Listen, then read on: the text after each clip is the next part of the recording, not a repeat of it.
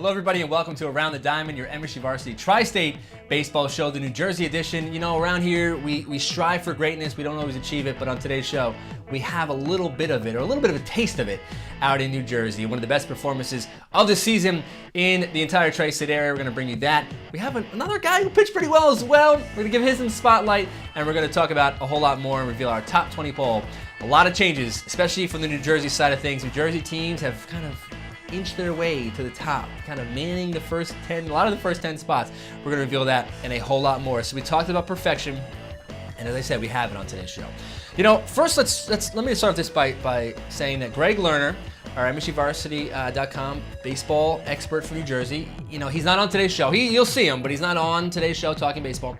But, you know, he makes his schedule where he wants to go, and he chose two pretty darn good games on Friday and Saturday. And let's start with a game over the weekend, this game being on Saturday. And we go to the Roxbury matchup when they took on Montville. And we're going to fast forward because this wasn't really about the offense, but we're going to do a little bit of offense here for Roxbury. Steven Lorange hits one to center field, scores a run, and then later in the inning, we have another single to center field, scoring another run. So again, Roxbury gets off to a nice lead here, and they didn't need nearly as much offense as they got in this game. They took an 8-0 lead, and from there, it was all Timmy Pulrun from there. Hopper back to the mound, makes the play off first base. He'll tell you later in the show, he looked over his corner and over his shoulder, and he saw a 0 on the scoreboard, not the runs, but also the hits. You see a great catch here made down the first base line to preserve not just a no-hitter, but what turned out to be a perfect game. And then here, a strikeout for Timmy Pulrun. He was in a groove in this game, only threw 77 pitches in this one. And then here's how it ends. Hopper just in front of the grass. The play made over to first base, and it is a perfect game for Roxbury pitcher Timmy Pulrun. What an effort by him to win that game on Saturday. He was fantastic. Only struck out 4 batters in a perfect game. Not easy to do. 77 pitches. He was right around the strike zone. And Gregg Lerner, our expert, caught up with him after the game. I mean, Coach Trotter does a great job calling pitches for me. He mixes it up well. I mean, that's my game. Like you said, I don't have an overpowering fastball, but if you can find the right mix, it'll work out well. Hey, can you talk about the job your defense did behind you? A couple big plays. Matt's down the line in the 6th inning was huge. The plays in center field, how big was that, and what kind of lift do you get from that? It was great. You know, it's I love it when those guys make close plays every day, but on a day like today, it's 10 times better. You know, all those guys had great plays out there, and even the guys who just made the routine plays, you need those ones too. So it was a great experience. Hey, at what point does it dawn on you, they don't have a hit and they don't have a walk? Yeah, I'd say probably around the 3rd inning, I realized you know, I had some good stuff today, and I was feeling good. And then I looked up at the scoreboard and I thought I saw 0 hits, and I was thinking, oh man, I might be able to do this thing. There was a couple instances too where I think it was either the 5th or 6th inning where you got into full counts. First time in the game. I felt like in those moments the bulldog came out. Yeah, I mean, I feel confident in throwing all my pitches, especially my fastball. Even if I come off a bunch of curveballs in a row, I feel confident that I can come back and throw that fastball in any count for a strike whenever I need to. Especially today, I felt real good. I want to get your impressions of what Timmy just accomplished. Honestly, it's amazing. When I was out there, I'm thinking if the ball's hit for me, I got to do everything I can to make sure he gets this perfect game. I mean, the whole team was probably thinking the same thing, and what's going through his head is that I don't know, I can't even comprehend what's going through his head. What he did over there was amazing. Truly an amazing effort. The best performance of the season, you know, we had Mike Dillio out here on Long Island, strike out 21 batters, every batter he faced, but a perfect game. You know, it's a perfect game. I mean, it's really hard to say one's better than the other, but those are two very good ones. And Timmy Pulrun doing it against Montville. Montville's not a bad team, very good team out in New Jersey, and they won that game. 8-0 did Roxbury. So congrats to Timmy Pulrun. Now, also in New Jersey this past weekend, Gregg Lerner went to another game. He hasn't seen many hits, and we start out this one at the Maris Bayonne game, where he saw another, not a perfect game, but I guess the closest thing you can get to that. And this time, it was Matt Luttrell on the mound. And Matt Luttrell, you know, you talk about a pitcher finding his groove early and feeling good early in the game. Well, how about Matt Luttrell coming out and struck out the first batter? And then here he strikes out the second batter. And then he comes out here and he opens the game with 3 straight strikeouts. Any pitcher will tell you, you know early on, a lot of pitchers who throw perfect games, no hitters, they feel they know it even in the bullpen before the game. Matt Luttrell, right there in the first inning, confirmed what he probably believed in pregame, that he was going to pitch pretty well today. Maris didn't get a whole lot of offense, didn't hit the ball actually particularly hard. Runners on the corners here for Tyler Cruz at the plate. A ground to third base, going to score a run, and Cruz beats it out at first base, and it was a 1-0 Maris lead in the top of the 5th inning. No score up into the 5th. Then we see again, ground ball. Nice stop here by the shortstop, Angel Perez, who was the one who hit it, second and third. Perez, though, beats it out at first base. Ball overthrown, mishandled. 2 runs come in to score. Maris takes a 3-0 lead. We go now to the top of the 7th inning. Runners on first and third. Tyler Cruz again. Not a hard hit ball to center field. Going to be a sac fly thrown. Play at the plate. Run comes in to score. Marist goes up 4-0. And Matt Luttrell at that point was well into his groove. Going for the complete game no-hitter. Gets a strikeout there. Another strikeout there. And then he closes the game with another strikeout. Waiting for Matt Luttrell to finish it off. A no-hitter. A 4-0 Maris wins. So it wasn't the perfect game for Timmy Polaran, but Matt Luttrell throws a no-hitter, and we caught up with him afterwards to talk about his emotions about throwing that no-hitter. I mean, the 3rd inning, I got my groove and I started cruising, so that's when I started to know that I got a no-hitter going on. I mean, I knew I had 4 more innings to get through, but I knew my team would help me out there. Hey, you know, we mentioned the Battle of Bayonne, Maris obviously in Bayonne and playing here at Bayonne High School. Is there a little more juice to this game because it is a rivalry? I'm assuming these are neighborhood guys that you know. Oh yeah, this is a big rivalry game. A lot of talk. I mean, they beat us the first game against my teammate. He didn't have his game on, but I knew I had to come back, get it for him, win for me, my team, also because I mean this is our town. This is not, I don't know. I mean it's Bayonne, but this is Maris' town. Hey, I think it was in the 4th inning when you guys finally broke through. Tyler, how important was it for you to get some runs for this guy the way he was working on the bump? I just knew I had to get on base and help out my team. Make sure to do my job. That's pretty much it. And it seemed like you guys applied some pressures throughout before you guys got that run, stealing some bases, just getting guys on base. Did you get a sense that it was building and it was inevitable that you guys were going to knock one in? Yes, I knew that we were going to do our job. I knew that today was a big game for us and we were all ready to win this game. We were all very confident and just all wanted to do our job pretty much. Hey, Matt, I want to spin it back to you real fast. This is probably a nice way to get ready for the Hudson County tournament. Was a good opportunity that you might see these guys again. That all said, I want to get a feel from you. What was working specifically for you? What were you relying on? My slurve. As soon as I threw it in my bullpen, I knew it was on today, and I knew that was going to be my go-to pitch. My 4-seam, my 2-seam were working well going in and working out, but my slurve was probably my best go-to pitch right there. Well, there you go, guys. No-hitter for Matt Luttrell. Gets a big lift from Tyler Cruz. Maris wins 4-0 over Bayonne here Friday at Veterans Stadium. So that is, as we see them getting ready for the Hudson County tournament. The first game we showed you was Roxbury beating Montville. That was actually in the Morris County semifinals. The other semifinal featured a guy who's had a hard, tough start to the season. And, you know, he's pitching great, but he hasn't gotten the attention he probably deserves. That being Andrew Politti of West Morris. Now, he came out in his first game this season, and he threw a no-hitter, and he lost. He lost 1-0 to Randolph. Threw a no-hitter on opening day, wild pitch, a wild pitch, and he lost 1-0. He came out later in the season, struck out 10 batters in 6 innings, and lost to Del Barton 2-1. He finally got a little bit of redemption and pitched, just continued to pitch exceptional. A 4-hit shutout, retired first batters he faced in all 7 innings, and West Morris goes on and wins their semifinal this past week. And it was all because of Politti. He pitched exceptionally well. So congrats to him. As I said, they shut down Morristown 7-0 on Saturday to win the semifinals to advance to Saturday's Morris County Championship. But Andrew Politti, not a perfect game, not a no-hitter, but he pitched incredibly well. And, you know, how he managed to deal with it's hard to call it adversity because you throw a no-hitter and you lose. It's hard to say that's adversity, but Gregg Lerner did a great job on MCVarsity.com. You saw the article right there. Go online and find it on our website. It's a fantastic, it's kind of insight into the mind of how the kid is just so strong-minded, and how even when he didn't blame his teammates for a lack of offense or you know, not making plays, and he's hung in there, and he's just pitched exceptionally well. Pat Anderson homered in that game. Will Sullivan and Colin Sokolowski each had 2 RBIs, as again, West Morris knocked off Morristown 7-0 on Saturday. West Morris, Roxbury, Morris County Championship on Saturday at Freedom Park. We head up north in northern New Jersey. Bergen Catholic, I think they started the season kind of in the middle of the New Jersey rankings, and they've slowly inched their way to the top.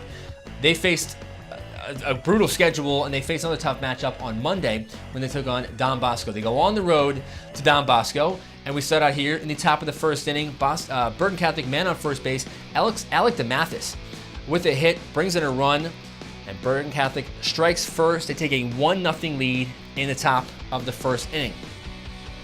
We move on now to the bottom of the fourth. Don Bosco at the plate, runners on second and third base, and Frank Nigro lines one the opposite way. 2-run single. Don Bosco takes a 2-1 lead on Bergen Catholic. Don Bosco was ranked 20th in the Tri-State last week, despite having 4 losses on the season. They played every single team they faced tough this season. They've lost to mostly ranked teams. Bottom of the sixth, Don Bosco breaking the game open.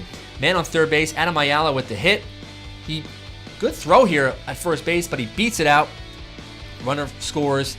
It's now a 3-1 Don Bosco lead. And we stay in the top of the seventh now. Michael Martinez lays down the bunt, trying to get things going, trailing 3-1 for Bergen Catholic. Loads it up, loads the bases. Now Alec DeMathis. Now watch this play. Alec DeMathis, he's been terrific all season. Just a soft grounder to third base. Terrific play here at third. They called him out at first base. It looked like he was safe, but again, a run comes in to score. So now a little blooper here to third base. Almost caught there in the outfield. That was Ray Maresca at the plate. Good effort there by the left fielder. Can't make the grab. RBI single, ties the game up at 3, and then Sonny Uliana at the plate hits one up the middle, scoring a run. Bergen Catholic now takes a 4-3 lead, and then Justin Salem kind of capping off this rally, a 4-run 7th inning rally for Bergen Catholic. Sac fly the opposite way. Bergen Catholic takes a 5-3 lead as the run comes in to score here. And then Bergen Catholic, like they've done all season, coming back, and they've done it with pitching as well. Michael Martinez coming in to close it out. He gets a ground ball to shortstop there, and he closes out the win. Great win for Bergen Catholic, coming back and winning at Don Bosco. 5-3, big county victory. The county tournament coming up this weekend. After the game, we spoke to Ray Maresca about this big Bergen Catholic win. Any win is obviously a great win, but when we could beat our rivals, Don Bosco Prep, then it's just something else. It's a great feeling. What we did in the 7th inning, we need to do in the 1st inning, and maybe again in the 3rd inning, and maybe again in the 5th inning, and we need to accumulate more runs more often in order to have, more confidence and win ball games better. It was a huge win for us, gives us confidence to go into the county tournament and leading on into the state tournament, and it's just going to keep us rolling. They're going to be when we reveal our Tri-State poll later in the show. You're going to find out in a few minutes. But they're working their way up, jumping some New Jersey teams, some teams from around the Tri-State. They really are. They've pretty much answered most challenges after losing a couple games early in the season. Who's hot in the state of New Jersey? We reveal our hot list. Gregg Lerner puts this together each week online at MSUVarsity.com. You see Ethan Froman, the junior pitcher from Governor Livingston. He went 3-0 last week, 3-0 in a single week, 16 strikeouts in 13 2/3 innings. James Torres from Bloomfield, he's a Rutgers commit, 2 complete games, back-to-back games, 23 strikeouts in those 2 victories. And Danai Cohn, the senior left fielder from St. Joe's Metuchen, last 8 games, batting just under 500, 5 RBIs, 7 runs scored. Some teams that are playing well of late, that being Hamilton High School, 10 in a row. They knocked off Nottingham 10-0. Christian Brothers Academy beat our number 4 ranked team, Wall. Wall lost a couple tough games in the past week, but losing 11-0, didn't see that one coming. 7th win in a row for Christian Brothers, and then St. Mary's of Rutherford, Kevin Van Dyke, 3-0 during the week, current 9-game winning streak for St. Mary's. And now we check out our county tournaments that are coming up. There's county tournaments all over the state of New Jersey. Go online at MSUVarsity.com. You get the brackets and the matchups for all of them, the complete schedule. We're going to highlight a couple here. The Greater Newark tournament gets underway. Quarterfinals on Thursday, or it's been underway, but we get going in the next round here on Thursday. Semifinals are Saturday, and then next Saturday, the following Saturday, is the championship at Bears and Eagles Stadium for the Greater Newark tournament. And then two of the premier tournaments right now heading to the semifinals to get closer to crowning county champions in Ocean City and Somerset. Just 4 good matchups right there. Barnegat and Jackson, Toms River. You like these seeds, some of these upsets that you've seen so far. Toms River and Central Regional, and then Somerset and Hillsborough are going to match up. Bridgewater, Raritan. The championship for that is on May 10th at TD Bank Park.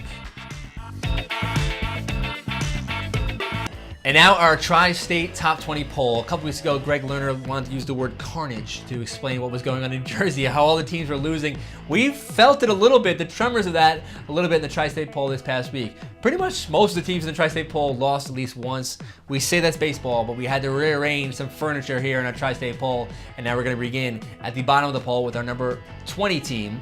And that coming out of Long Island, and the team entering the poll for the first time being Division High School, Class A school, and they have a little of the inside track there, winning a county championship. They're 15-2.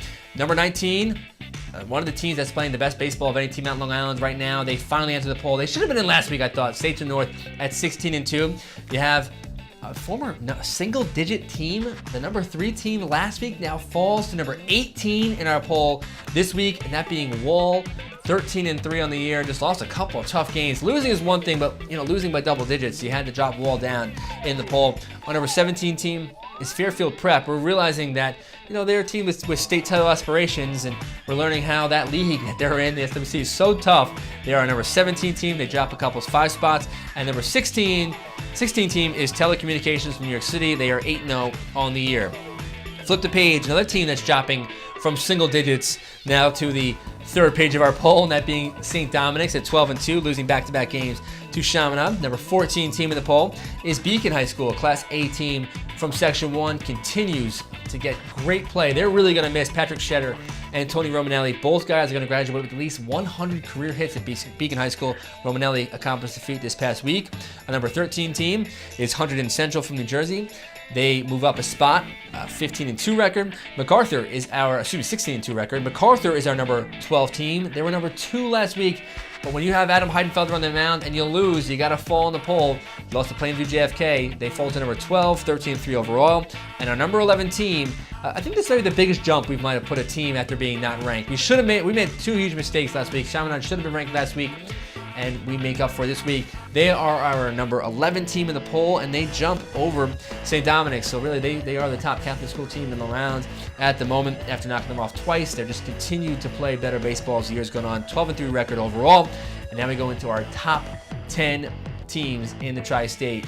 And we start at the number 10 spot, that being Ward Melville after knocking off, taking 2 out of 3 from Longwood this past week, 14-3 overall in the year.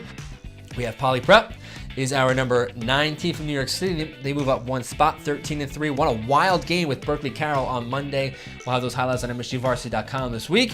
Our number 8 team, Old Bridge, New Jersey, moving up 1 spot at 14-2. The number 7 team is Plainview JFK. We had them dip down. We may have penalized them a little bit too much for the back-to-back losses. They move up 12 spots to the number 7 spot. I told you, a lot of movement this past week. They're 15-2. And our number 6 team in the poll is St. Joe's Regional from New Jersey. Now, the New Jersey theme is beginning. We saw some teams in the poll before that. Now we go to the top 5, and it's hard to avoid how good New Jersey baseball is. Milburn sticking, finally, a team that doesn't move in the poll. Number 5 team. They're 15-5 overall. Our number 4 team, Ketchum. Now, again, we don't want to penalize the team for losing 1 game. I think maybe we did that last week. We dropped them down 5 spots, moved them back up after a couple of solid wins this week, including a big one over Lakeland and Fox Lane. They are 12-1 overall in the year. Our number 3 team is Bergen Catholic.